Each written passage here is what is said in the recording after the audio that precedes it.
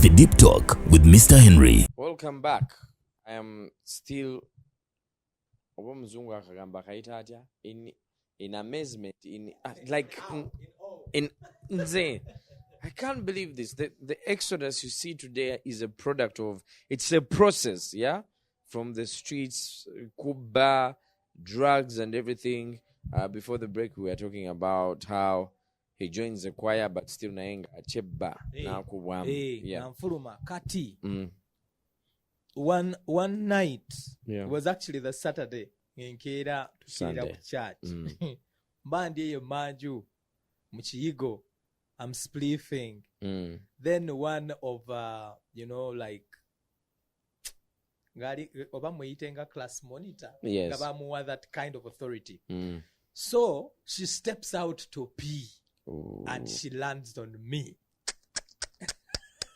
Ngo kumye. Yeah. Gagukute. Whoa! And she was like, George, is that you? Ha! Ninka kasukeri. Na yenga kawunya bitya.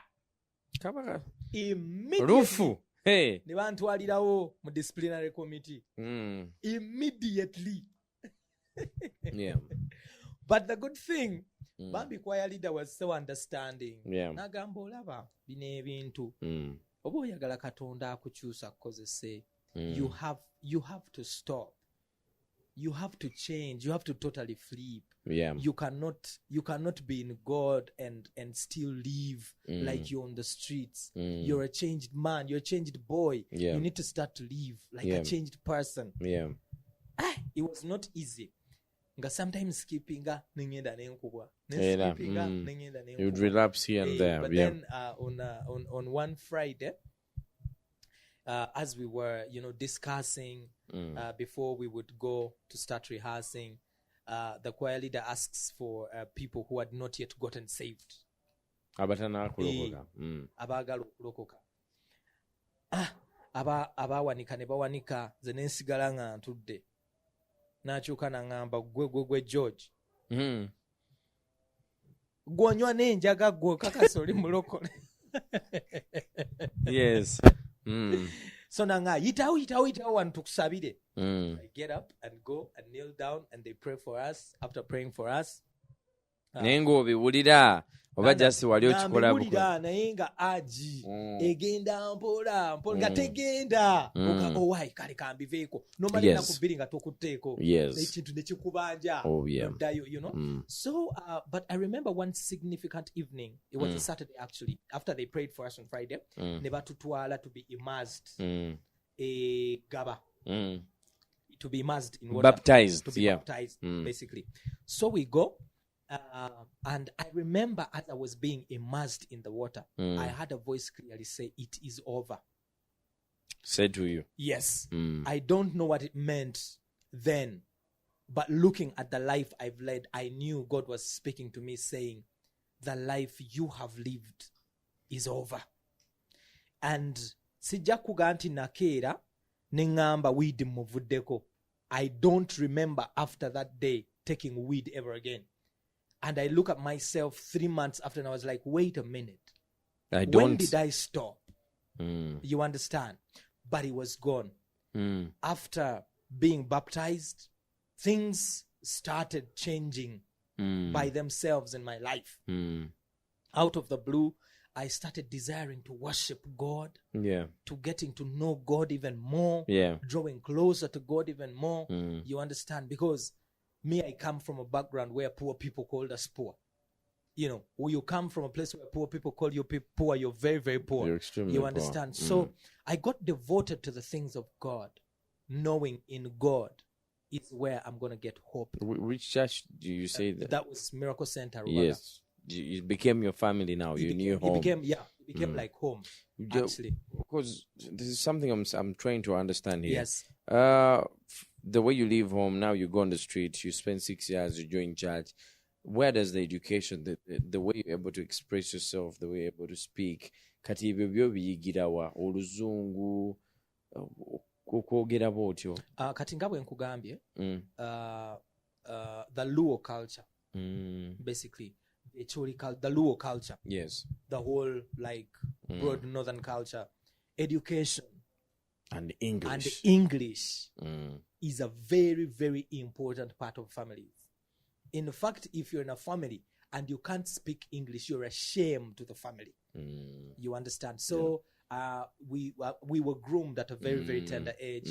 And then I went to the best schools as a kid. Yeah. I remember my nursery school, I was at Christ the King. Yes. My mom did everything she could Before she we could in passed, school, yeah. You understand? Mm. She even did prostitution Your mother did prostitution. so we could stay in school. Excuse me. I'm telling you. George. Exodus. I'm telling you. Hey, mbozo badde ogibuse. Because What? we- yeah. How do you get to know this?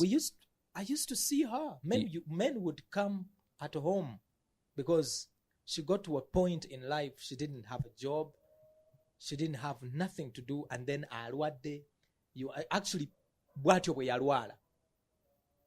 To take care of you guys because of yes, this is here in Kampala. yes, my brother. Mukisenyi senywa because yalinawo Bro, obusente bwe n'agula akataka awo mu Kisenyi n'azimba akayumba ke ng'omukazi nga yeeyiya n'atuuka ekiseera nga n'ez'okulya zibula n'ata she resorted to selling herself so we could keep in school. You understand? So English and me naina very, very good nursery and primary bringing. Oh yeah. I went to Christ the King for my nursery, and then I went to Nachivubo Blue for my primary. That was before she passed. Oh yeah. You understand? And when she died, that's when I was taken to my father. Nengezaako okweweerera mu bugubi ennyo P5, P6, maliriza P7. Naye mu bugubi kunyumiza story ya P7. P7 nagisomako emyezi 3. One term. Oba nayo teyawera. Taama eyasembayo eyo. Zino taama endala nagendanga ne bagoba. But I remember P7 third term. No, I think P7 yonna nagisomako emyezi 3. Third term baali baŋŋaanye n'otuula PLE. Wow. Because of school dues. Tuli mu pepa ne bangoba. Bwe nzikirira wansi wano ku Good Daddy. Kireka wano. Wa muzeeyi Kaliwa simanyi nakumanya oba akyaliwo oba yawummula. When I malira my primary. Yeah. Bangoba nzikirira ng'amaziga gampitamu nantunuulira nanga George kati nkukolera ekigwe. Nagenda nayogera ne ba invigilator ne bandeka. Yeah. Nenkola my PLE. But to surprise you, Yeah. P7 nagisoma emyezi 3. Naye nze naleetera first grade, naleetera that school. Essomero first grade. Naleetera first grade. Wow. I could have gotten 4, but mathematics yankuba. Mathematics ali mulungi nnyo. Oh yeah. But I got 1 and a 6 in mathematics. Wow. You understand? And then go back to kubanganya math. Ne wakanga mami. Abacholi sibanga olusi when it comes to education. So now. Wadage wakanga mami akuba homework. So mathematics yenze nalinda muchawa. Yeah. So I brought a first grade for that school actually at 9. And the smartest kid in the school got 13. Wow. Kalio wanzijukira nansonyiwa ne school fees. Nangamba n'okuŋŋamba essomero ly'oyingira mu secondary first term nze ngendo gisasula. Wow. You understand? So primary neggwawo biki kumula Kyambogo ne bampita. Bwe bampita ekyambogo nansasulira first term. Yes. Bwe yagisasula, after that I struggled. Bewaka si byangu. Kati nze ne ku ssomero nnyini nga nyambala ngatto za muzeeyi wange ezikaddiye zaaleseewo ebigoye I was ashamed mu ssomero really. Netuuka nenkita. And then incident yali yaliwo ewaka byonna basically nenkita nenzira ku luguudo. So obuuziza where the English comes from. Yes. Actually is a very, very strict on But education. Ever since that, you've not done education No. again? No. Wabivaako. No, I just want to go back and do a course on mental health. Yeah. Because I've just partnered with a doctor from South Africa. Yes. She's a mental health professional. Yeah. When she heard my story, the story we did before I released Jagged Me. Oh yeah. Yeah.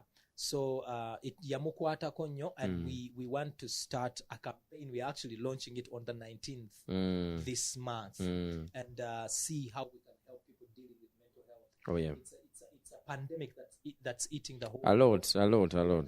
Yeah. We need 7 years of my life. Yeah. God help me come out of it. Yeah. So I want to be a champion for people that are going through situations that I went through. Now you've joined church. Yes. You've started singing, Yes. worship, from a boy who just flipped to get shelter. Yes. When do you now hit the studio and record music? The- To say that katika mfuko muyimbi. Taking it serious. Of course, even when I was in church, I took it seriously. But let's say coming out solo and commercial, Yes. it was 2009. 2009. Kakati mbeera mu church. Nzijukira one time nga bakola rehearsals. Nange ninjasama nnyimbe. Yali next to the choir leader. Nangamba gwe George ebyokuyimba si bye byakuleeta wano, si bintu byo. Sigala ng'okuba samaazo. But I'm a very competitive personality. When I want something, I have always acquainted with people of a certain class because I want to learn. Not to get anything from them, Yes. but to learn from them. Yeah. Nangamba gwe George ekyakuleeta wano sama tewajja kuyimba. That alone pushed me to show this person that I'm actually going to do it. To prove to you I can. So nembera mu kwaya awo nembiremerako naye kakati naberanga ku street nga tukuba sente nze ng'onsanga ne miliyoni mu nsawo ngandikaana katoni nze ng'onsanga ne miliyoni mu nsawo Ng'ozikubye. yes nenjoyininga church mbadde mu church okuva 2002 to paka 2007 8 ninga atenda bulamu buseerezi, you know. Then I started speaking myself ningamba, you know, I thought when you come to God Things life get becomes better. That was my hope, you understand. But now I'm in church nengato by then je nali nina je nyambala nga associate pastor ya jimba nenge erimu n'ebituli njambadde emyaka 7 erimu n'ebituli nga je nyambala je mpererezaamu nenga I think a time nzireyo je nali Kubala. nkole bye nakolanga because Katonda ono takola.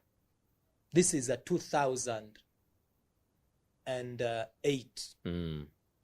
God is funny. God is very funny. In the heat of the moment when you're dealing with a lot, when you're almost giving up, that's when God speaks. Yeah. Because at that time 2008 ngambera mu kifulu kwa dynamic simanyi oba wali ogimanyi erubagaawo ng'ekiyumba kyakwata omuliro nannyini kyo n'akyesonyiwa kati nga tubeeraawo agavubuka g'oku kyalo zukira twalingamu abavubuka nga 8 enkuba ekiro bw'etonyanga ebakuba ku makya omusana bwe gwaka temuli madinisa tekuli bat tekuli anything nga mwe tugwa omutekawo just ebiveera mu biwindo Olukati ovudde mu church. nga gyendi Naye ngero nga ddayo. I'm serving in church 2 years. Yes. nga bwembeera awo ku dynamic serving in church nentuka Dome embeera wali wavayo bali bagijjawo. enki Dome where you had the gone. choir no kakati eyo choir nali nayo for 2 years. Yes. But I was the black sheep in the choir. You understand? Oh, yeah. Nentuka embeera eyo nekola ki nentama no sineegaana nentama. So I joined another choir. Okay. So the choir I joined yali y'abavubuka. It was called the youth worship team. Oh yeah. Naye nga tebali as vibrant as the mass Ngabali choir. eyo. Naye ne ngamba why akangende wali. You understand? Actually I changed a lot of things with this other choir, the youth worship team. Yes. Bo banjagala nnyo by the way. So akaniambia eno ku dynamic bwenzikira mu church okuyimba. Kati one evening ngambiko ye 7 years down the road nothing is changing. Yeah. It's like life is getting worse. Yeah. Wasigasobola wadde okwegulira ndawea. Ninga tete bakukkiriza kuvaawo wali. You understand? Nentuka nga mbimaze. Then one Wednesday there was a visiting pastor from Nigeria. Yeah. I so happened to go to church. I remember as he was preaching, Nagamba, there is a young man, there is a young boy here today. They feel they've served God and nothing is happening for them. You actually want to quit the things of God. But I'm here to tell you, God is going to speak to you vividly tonight. And God has a plan and a purpose for you. You're very, very anointed. Yeah. You're very great. When he spoke those words, like he was speaking to me. Directly. So service negwa sawa satu ezekiro nyambuka nzirayo waggulu ku dynamic. I hear a voice clearly. Now this is the second time I hear God speak. First was when we were taken to Gaba Beach to be baptized. Yeah. After 7 years, then I hear him again. And God said to me, son, you can never build an empire on another man's empire. If you desire for me to use you exceptionally, you're going to have to seek me exceptionally. And I heard a voice clearly say 40 days on water. 40 days. 40 days on water. Nina ne chali wange era bwe twabeeranga eyo ku church bamuyita Timothy. Ne mugamba mwana Katonda ngambye kusiiba nnaku 4 ku mazzi. Bwe namugaana ansekerera. Nagaje George naawe ino omuzannyo mungi ebiseera ebisiika. Ebyo bintu naye byabali bamuzeyi Kayanja bintu byabali abasumba abanene bakola ebintu ebyo. Ne mugamba I have heard the Spirit speak and I'm going to do it. Nze manye ekintu kimu in life. Obedience is better than sacrifice. And when God speaks, he has a reason. Yeah. So, I kick off 40 days. But the people at church, abasinga in leadership, they had known my story. My mom, how my mom died, how I lived on the streets and all that. So 20 days down the road, nga nempale tesobola kuntuuka tekyantuuka. Nsiiba ndi ku mazzi. Then waliwo omukazi emmenga awo waggulu ng'asabira ku church eno. Ye yandaba one evening n'angamba ojjanga wano nenkuwa at least greens. Yayina ka restaurant awo emmengo waggulu, ka restaurant nga kabibaawo, you know. So nemba nga nsibulukira ku mazzi na bi greens. Yeah. But then ku redeemed emakerera awo baaberanga ne overnights on Wednesdays and on Friday. Kakati mu overnights ezo nga bwe bamala osabaayo saawa 11 they would give people a cup of tea and some mandazis. Yes. So I would go Ng'oswamya erindazi na chai. Nganswamya erindazi na chai naye nga nsaba. You understand? So I did 40 days on water. Remember, this is 2008, around Feb. The last day I was walking from that church going back to Rubaga where I used to sleep, and I hear words in my head. I once was a Ganjaman, a liquor man, and a bitter man. I'm changed. I'm no more Ganjaman, not bitter, but a preacher man. They were just words. And these words stuck in my head for 2 weeks. And when I went back, I had a Bible. So I felt in my spirit to read in the book. And I opened. And when I opened, the first book that I opened, I saw was Exodus chapter 3, verses 8. And when I read, it says, this day I take you out of the land of the Egyptians, the land of your oppressors. And I take you to the land I promised your forefathers, a land that flows with milk and honey. And in this land, you will suffer no more. Exodus chapter 3, verses 8. And that spoke to, it was like it was speaking directly to me. To you, yeah. So, in that moment, Ningamba, I think God is calling me to be Exodus. That is how I get the Exodus the name. Yeah. And that is how I start my solo career. How do you go to studio now? I have a friend of mine. We're in the same church. On youth nights on Saturdays, they would come around and rap and do their thing. And then the choirs would sing. they used to call it Sat Sav, like Saturday service. So he had like a studio above church. There was apartments church waguru nga yapangisa akamo kati nga yateekawo ka studio. Okay. So one evening I was like, no, let me go to Dan Rose and mugambe these words and see what we can do with this. Oh yeah. So I call him up and I go to the studio. Nenga toyimbanga ko mu studio yadde. Nasimba kom studio. No. Nani naimba kom studio because I was singing in the choir. And the second choir, they really put me out in the forefront. Oh, yeah. You understand? So I used to lead quite a number of songs. Oh, yeah. Era Cooper, if you're watching, I know you're watching. May God bless you for the seeds you sowed in my life. And Mommy Alice as well. May God bless you so very much for the seeds you sowed. So nga nyambuka waggulu naye when nali nyimba mu kwaya mwalimu guy eyali leadinga the worship team bamuyita Hamke simanyi oba omumanyi. I don't think Hamke. so. Yeah. Nsiwuliranga muntu ayimbanga guy oli in the whole of East Africa simuliranko yagenda ne mu Tasker Project Fame wajja wano for auditions. Yeah.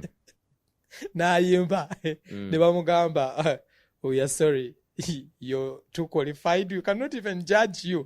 That is how good he was. Kakati was the first person to take me to studio to back him up in a song he was doing. And Nemfuno Mukisa, he was working with Steve Jin. Oh yeah, you understand. So wetwagenda yo guy ngayimba, then namala nagamba no, this guy is very yali mukwano gwa Steve. Namugamba this boy is good and really I want him to sing. God is doing something with him. Steve Jinaga, oh okay. Nenyingira booth nenyimba. Kati bwe nyimba. Nenyimba na recordinga. Nasoka naje. Na yoro kubiri na. Kati Steve naga soko veyo. Omanyi bambi Steve anagira. Kusagala kumwogeza nga bwe yayogera, I wish I could. Nanga soko veyo. Nenvayo. Bunavayo nanga let me do it. Naga gwe Hamke fono mwana haimba bulungi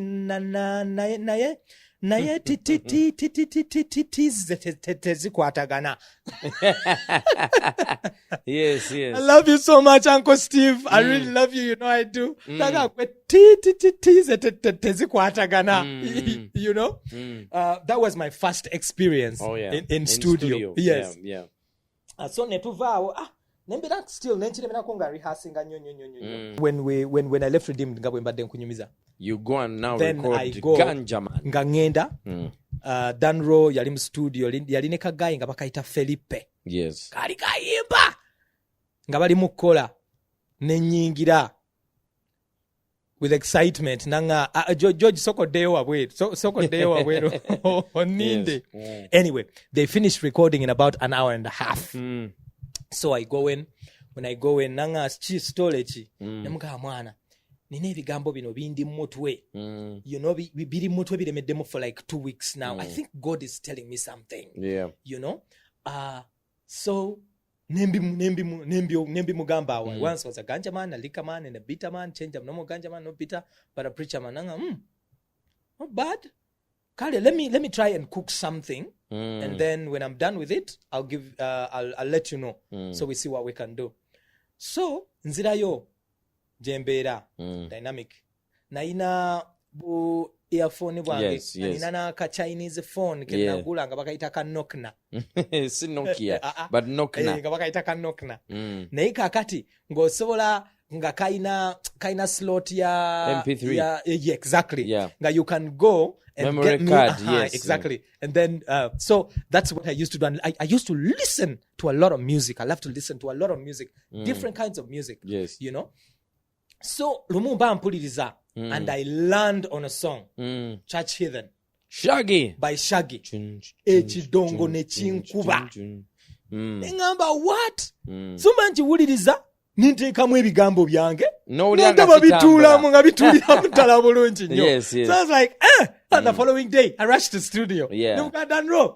I think I found a track. Yeah. nenjimukubira bwe njimukubira naye n'ajagala naga okay, this is nice nembiyimba nga bigendamu nanga let us build on this let's build on this n'azimba track nga nzibu ngenda yanomyamu nno naye ddanno naye yanomya because bwe yakola track wayitawo ndooza emyezi ng'ebiri. Are you serious? Nga mugala nga Charlie busy. He now produces in South Africa. Actually, he's a big producer in South Africa right now. One fateful morning, bandiao nampita nengenda. We recorded Ganjaman in 2 hours. Wow! In 2 hours. The blessing of God. I don't know how that song left studio. The lyrics, where do they come from? Besides the chorus now, the chorus, but they're struggling to become something that had beats. Yeah, because it is the life I had lived. So I wanted to sing about me. I wanted to sing about my own experience. Yeah, you understand. That's why I even called the song Ganjaman. I wanted to sing about my experience. So tukola chorus. Then the words just started flowing. I remember sitting and writing. It did not even take like 5 minutes writing a verse. You understand? Yeah. The last verse actually nali just ku microphone. Ngebigambo bijja buzinga bwe mbisulawo. That's why it goes like based on a true story. Exactly. Yeah. So we finished the song. After a week, on a Sunday, we netusinkana ku church. Danona nga gwe. Okimanyi okoze hit. Yeah. Zenga sibimanyi. And then I wasn't looking to be a superstar or anything like that. I just wanted to express be yourself, to express myself, to be. I never even thought maybe this music would leave the 4 walls I was in, the church I was in, to blow like it blew. Mbandi yao, I think you know Lady Bizzo. Yeah. You know Bizzo. By then she used to work on Kampala FM. So yagenda ku studio nga ina akalango kola. Aba ali awo Robert namukubira oluyimba. Namugamba luno oluyimba okimanyi lwa George. Namugamba no way. It is impossible. It's impossible. Namugamba limba lwa George yali wano nalukola. Bizzo n'agamba, give me that song. Next I hear, the song is on radio. The song is everywhere. But nali nalitwalako ku stations ezimu nzinganza. Nga baga, ono mwana tayimba gospel ayimba njaga. Oh yeah. Even when I used to sing it in church, nga reception olaba. Bakola bango omuyaga, you know. But what surprised me is mainstream picked this song, and it became a national anthem. True that. Olimba bwe lwakwata nenga kankunyumizire ka story kano. Please. Twaina Rabs man ali Kigali kati. Love you my brother. Yali akola ku Power FM as a DJ. Kati nga akola on Friday. Gaina show bagita dance party.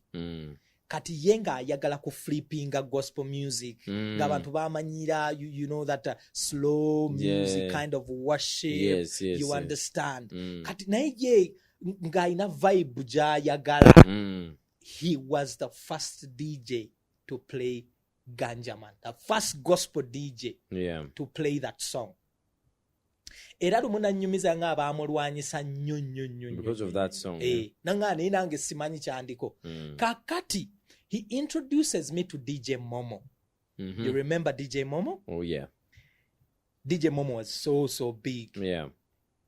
Alinganga Nimrod bwali kati. He was very big. He used to ngazanya actually kuruja. Yeah. So one time Garabza ngamba gwe nina DJ gwe njagala meeting kusawa 11 making sure tuli ku Mateos. Yeah. So I walk from Rubaga. I come to Mateos. Tukanze na tuya nye mpunya na bubi nnyo ndabika byakafufu biki. Ne tutula na basaba bali mukulya pizza. Rabs n'agamba Momo. Kali akayimba ko yagala ennyo. Ono yakayimba. Ono yenannyiniko. Kimomo ne kiseka. Macha nange kiroboza kyogera mpa kiga. Arabs now omuzanyo moji. Yeah. Namuga no seriously. It is his song. Namuga George muemu. So ne muwa kapela. Struggling to become somebody Babylon them. nagalindako eno tuni okakasa yo ne mugaali wange naŋŋaako Tuesday jangu ku Rouge. So nzirayo ku church very excited. Ngamba my choir leader ne mugamba, man, they have called me to perform in the club. Awo oyocha jocha gayi naŋŋa George olaba Katonda akuwadde eddoboozi, Katonda badde atandise okukolera ebintu naye kaakati oyagala tandika genda yimba mu nsi. There is no blessing of God in that. But me, I'm a very competitive personality. Something just couldn't let me even listen to him. Yeah. And he did not say it out of a bad spirit. But yeah. you know, Just culture speaking his and, mind. you know, Yeah. Tuesday rehearsal Yeah. on the evening. Yeah. Nenze skipping. Nze ngenze nze kulaba momo. Tuvaawo tugenda mu bbaala. Ne tusumulula tune. Ne ntandika ogiyimba. Obucupa. Bakuba obucupa. Twala ebyolimba tebinza ku siru lwayimba ebibye. Olulimba lw'aba Jamaica. Nga tebakukkiriza nti gwe aluyimba. Tebakkiriza nti nze naluyimba. But that pushed me. Yeah. Because that pushed me, I was like, wait a minute, I have to shoot a video for this song. Yeah. The people have to see me. I have to shoot a video for this song. Yeah. One time, I have a friend of mine era twasabanga naye ku church nga akolera ku ebitaala bya Entebbe Road awo. Ako ka street ako stretch oba Kampala Road. Yes. Nga akolera ng'akolera awo waliwo akazimbe waggulu awo sikajjukira bulungi. Kakati nga ndi yala ngambye enkeera jangu nkufunireyo emitwalo 2. So nentambula nengendayo amalo jimpa ntambula nzire Rubaga. We know oluyimba Ganjaman. Blood lukuba everywhere but nobody knows it's my song. Yeah. Kakati kubitala a nigga pulls up in a convertible BMW. Yo. Damn. Guy is playing Ganjaman. Hey. Nenyimirira ku street wenti nentunula. Ngaya kabitya. Nenga akuba luyimba ro. Natulinamu yadde atasso. I was like, nunga ninamu 2. Abampadde omukyala mpadde ekyebiri. Yes. Nzirayo Rubaga. Nenga mwana. This guy does not even know that this is my song. Yeah. Nenzire Rubaga. Kakati, by then Power FM, yakolanga obuvulu mu campuses. Kakati, I was part of the people that they used to take to high schools and universities to perform. We were very vibrant. Zenga nina enviri, nina pini matu, Yes. So, the church didn't disown you when you made the hair. They tried, but I thank the Lord so much for the pastor of church I was. Yeah. He was an urban pastor, really. You understand, kati ate yenga ayagala nnyo abavubuka ebwenviri oba biki era one time mu congregation yagamba abantu bannange abantu ba Katonda abantu si bange si baffe abantu ba Katonda mbaleke babeere nga bwe bali ye Katonda yamanyi oba mulowooza bayaaye baleke Katonda ajja bakyusa. Yes. You understand? So nzira ye Rubaga ng'ekifaananyi ky'emmotoka ya guy. It's a white BMW convertible. Ntebe za red. It's like, damn, I have to shoot a video for this song.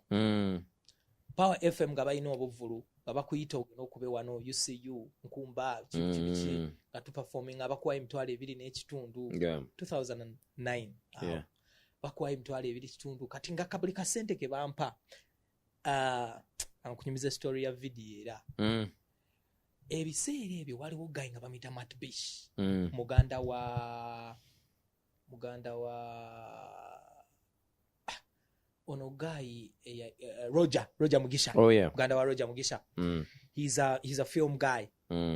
Yakola zindodo zababera. He was the baddest at that time. So I walked ngabeera muyenga. Awonga ku Bajita Wine Garage. Oh yeah. Yes. Ngabeera awo. So ne bamundagirira nengendayo. Nengenda ne muga amuzeyi nina oluyimba lwange njagala dukolera video. Ngenda bikagenda bikanayo. Atunulira. Ka charginga million 3 n'ekitundu for a video. That was a lot of money, man. That time, yeah. Yeah. So I get to him. nemugamba Martin nakayimba kange I want to shoot a video blah blah blah blah blah nangamba do you have 3 million nemugamba bro nga bondaba zesina wadde ekikumi naye me I believe God and I trust God if you listen to my song we can work out something nadda ku laptop ye akola ebintu bye ntuddaawo saawa namba lyawo bwantunulako bwadda ku mirimu gye yamala n'amala naŋŋamba anyway you have the song with you Konze, yes sir came with it nemuwa CD bwe muwa CD n'agislootinga mu laptop agenda okukuba oluyimba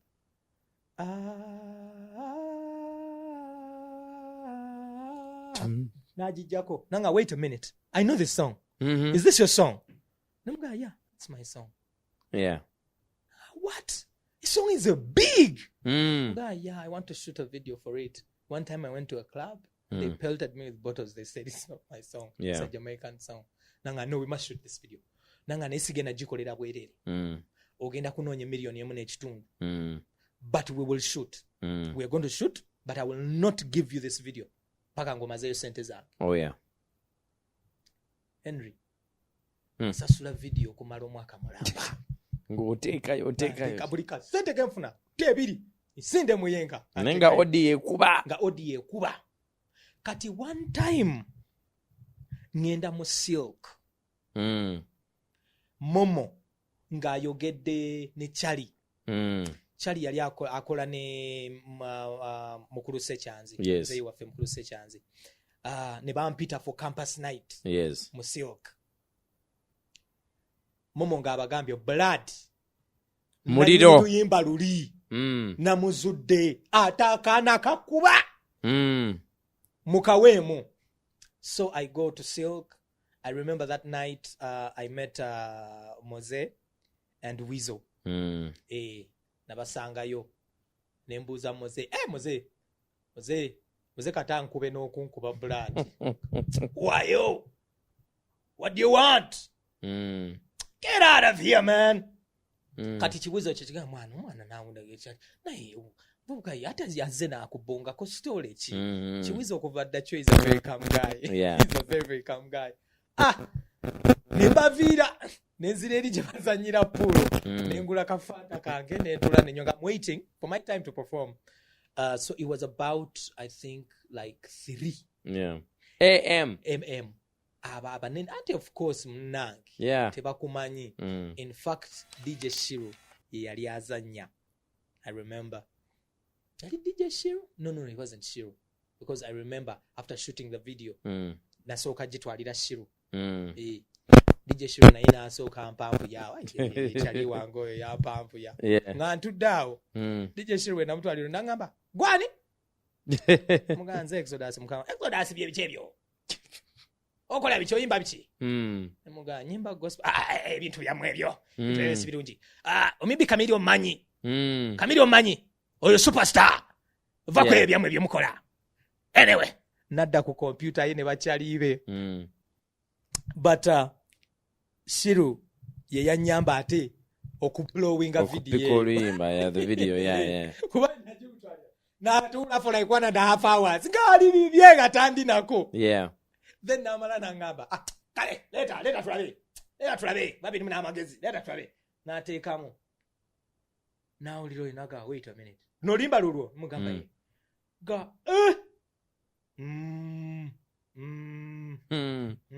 ogenda sobola ogenda chikuba So you now perform at Silk as we're concluding. I wish we had more time. Jesus, I perform at Silk and to my surprise they play the song and the crowd is singing the song word by word. What is this? Omala okuperforminga. Nze nga maze ebbanga nga n'emitwalo 2 sigiraba nkeeja awamu. Mala performinga. Chali nangamba sokuje mwana, sokuje. Ngaawo afunye ekinyegenyege they want me to do street jam. Yes. Street jam is actually the stage that really, really blew me. nanzize ebbali naŋŋamba kati soka okwate zino essaawa soka okwate zino ntono naye soka okwate ezo nga n'abantu banfuyefuyeyo sente nava mu silk nga nina emitwalo 7. Wow. Emitwalo 7 kyali yampa emitwalo 3 then ng'abantu ze bampa awaawaawo. Yes. Ekyewuunyisa ze zaali zibulako ku video. Oh, wow. 700,000. Yeah. Neŋŋenda Matt ne muwa sente ze nampa project yange. Yeah. Nenvaayo kakati ne tutandika ogizunza mu badijje n'abantu. Yeah. After that I never went back. And this is the star you see I today. never went back. I still had a lot of questions, but unfortunately we're out of time. I hope the Maybe. story has Maybe we can have a second session. definitely. We need to have. Kubanga bwe tudda ate Now lugendo lukyali. wakaabya amaziga Oh yeah. naye ate walungi nnyo nawo. You know?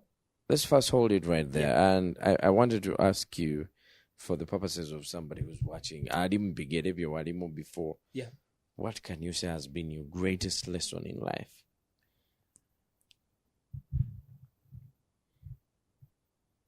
There is nothing you cannot do without God. Everything without God is a struggle. Everything. But when you put whatever you do Yeah. and put it in the hands of God, Yeah. there is doors that open that you could never have opened yourself, or talent could have opened for you, or yeah. anything like that. Era nze ngamba nnyo abantu mu buli kyokola Katonda. making sure ng'okiteekamu Katonda, kubanga Katonda akuyisa mu bifo gwe ng'omuntu by'otalisobodde kweyisaamu. Oh yeah. Ganjaman yakuba East Africa. I am the only gospel artist Yeah. in Africa, the first gospel artist in Africa to be nominated for MTV Mama Awards. 2 nominations. Yeah. Nga naŋŋamba mbu ndi nominated, Steve Gini yaŋŋamba n'okuŋŋamba.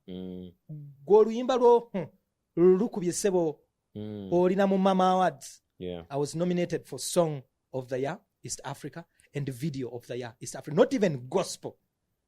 Now So, the artist here. The artist. So everything you do, just make sure you put God in it, because God opens doors you cannot open for yourself. Singanze Ganjaman nakuba bwatyo ng'akuba ebbaala nakuba ne munna nandigambye banfuuke secular. Why did you decide to remain a gospel, not a secular, with the vibe gye wawa oluyimbo? I have seen God my whole life. My mom passed on when I was a very young boy. I could have died in my father's house. God kept me. I could have died on the streets. Me, there was a time nali nva kuba nsawo ya mukazi wenti nakakrosinga Channel Street nzire eno waggulu omuyaaye n'ansalako n'aŋŋamba leeta ensawo eyo n'ebirimu byonna nkugabireko naye nange nali wa Kibuli ne mugaasi genda gikuwalasta. He had a gun, he had a pistol with him. He put it on my head. N'aŋŋamba otampa nsawo ng'amaze ogiraba erimu ssente, because it had 3 million in it. He put a gun on my head and he pulled the trigger, and a bullet never came out. Wow. And he put it down and a bullet came out. He was left in awe. I was left in awe. Actually, naye yafa time ya Wembley. I was left in awe. So me, I have seen God all my life, and I think if I probably dare turn away from just being a testimony for God, I don't think I can even go. I would have gone far, or I can go far with something different from gospel music, because nze ndi bana ya Katonda vane ku by'obulokole or anything. I've seen God do things in my life. I am a banner for God. I am a banner for hope. I am a banner for God, because there's a lot of people out there that deal with things they don't even know nti oba bali bivaamu oba life could ever be better. Turn around. You understand? And me, I'm a light to people like that. Oh yeah. Nava ku luguudo, nze mama wange yafa nina emyaka 10, nze nafuuka omusajja nga nina emyaka 7, and look at what God has done today. Oh, yeah. You understand? So there's nothing impossible with God, man. Nothing is impossible with God if you trust him. Romans 8:31. If God is for us, then who can Be against us? Thank you so much for your time. God bless I you, really my brother. appreciate it. I really wish appreciate we had some more time. We'll get some more time, Exodus Ajakuda, but we have to go. Thank you so much. Enjoy the rest of your Sunday. Leave your comments in the comment section, and may this talk inspire you or change somebody's life out there. My name is Mr. Henry. It's the Deep Talk. Akume.